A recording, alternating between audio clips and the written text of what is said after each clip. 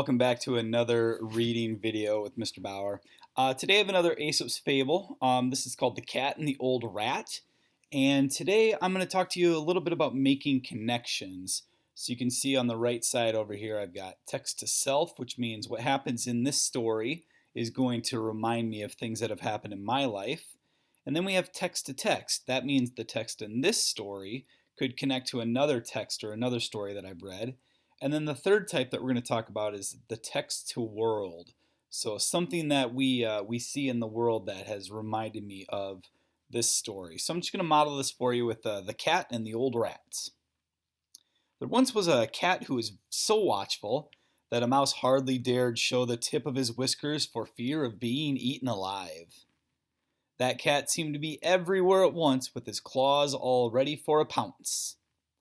At last the mice kept so closely to their dens that the cat saw he would have to use his wits well to catch one.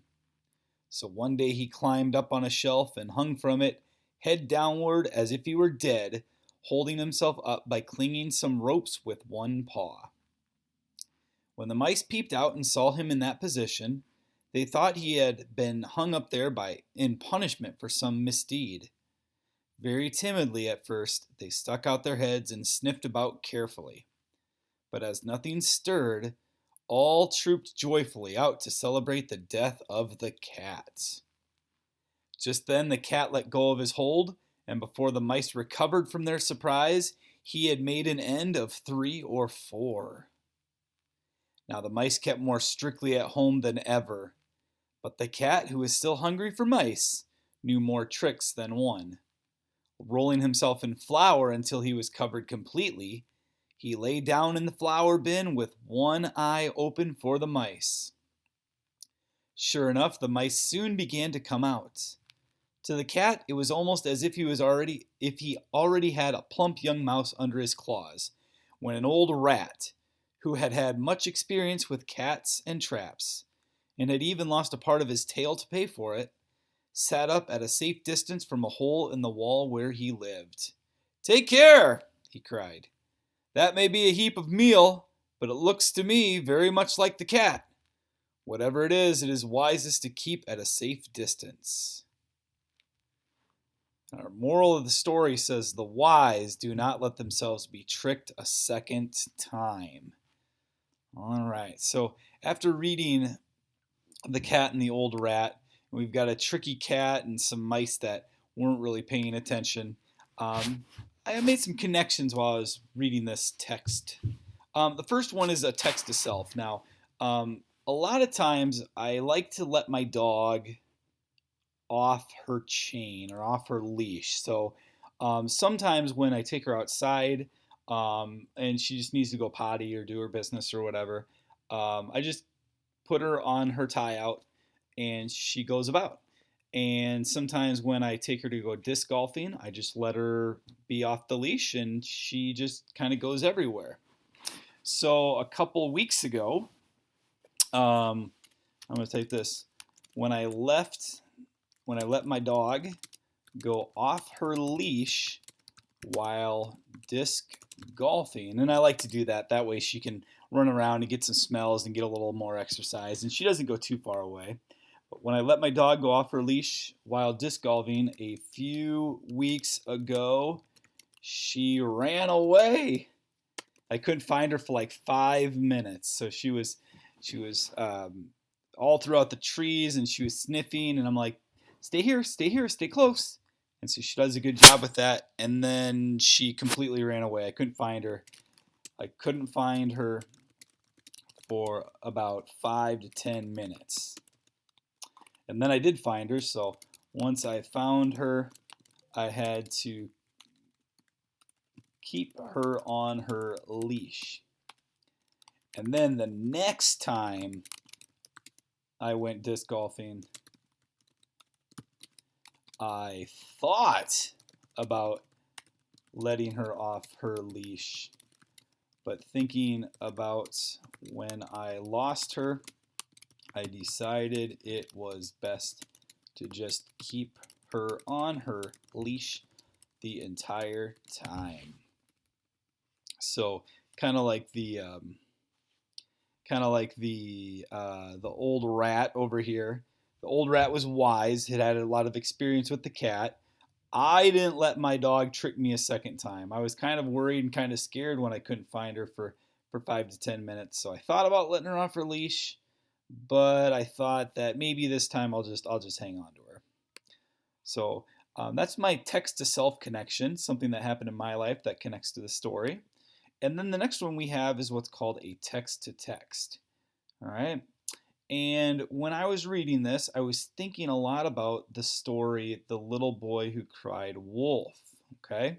Now, if you haven't heard that story, basically what happens is there's a boy who is trying to mess with all the villagers, and a lot of the villagers have sheep, and the boy says, "Wolf, wolf, wolf, wolf," and then all the villagers get really upset because they think the wolf is coming to take the sheep, and the boy realizes that the boy has been lying the whole time. The villagers realize this, and so they get mad at the boy, and they don't do anything.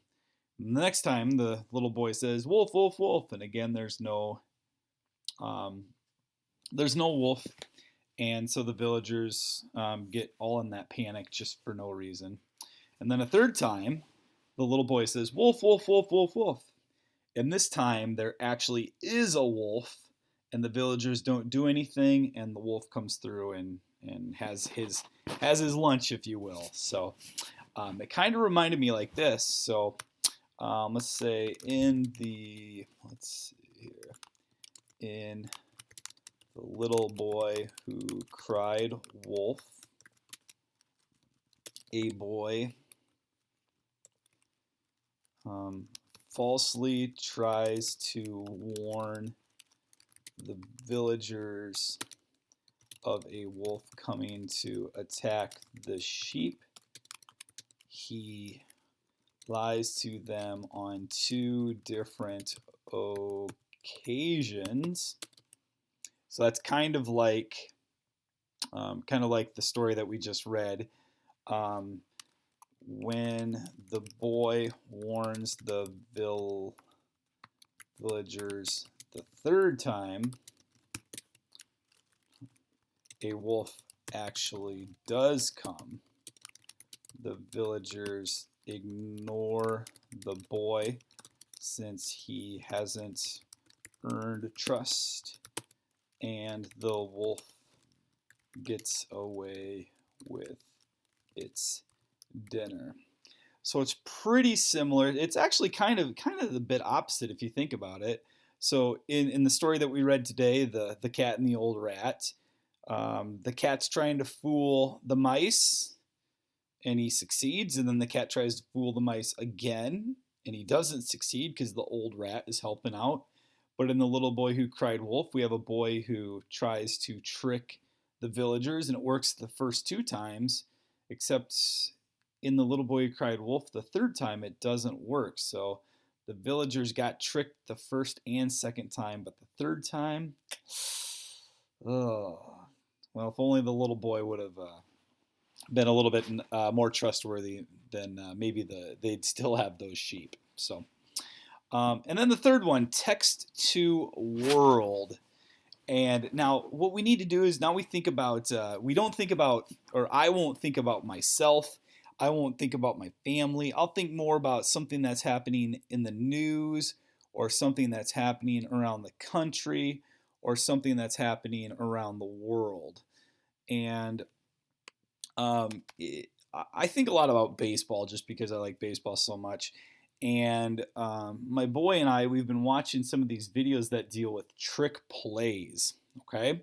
Now, sometimes what will happen is a pitcher will throw the ball over to first base if there's a runner on first base, and the first baseman will tag the runner. The umpire will say, "Safe!" And then the first baseman will throw the ball back to the pitcher. And sometimes the first baseman will fake the throw, hang on to the ball, and then the runner will start to lead off of first base again, and then the first baseman tags him. And this happens in Little League and high school and in the minors and the majors. This happens. The older the people are, the less likely it is to happen. But I continue to think about when people accidentally get tricked by these trick plays.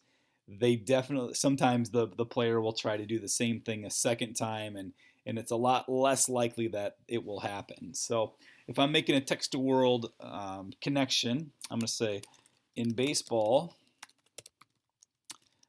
sometimes defenders will do trick plays. For example, a pitcher will throw to first to try to pick off the runner. The first baseman will tag the runner, and if the runner is safe, she or he will throw the ball back to the pitcher. Wow, pitcher, holy cow, pitcher. Sometimes, though, the first baseman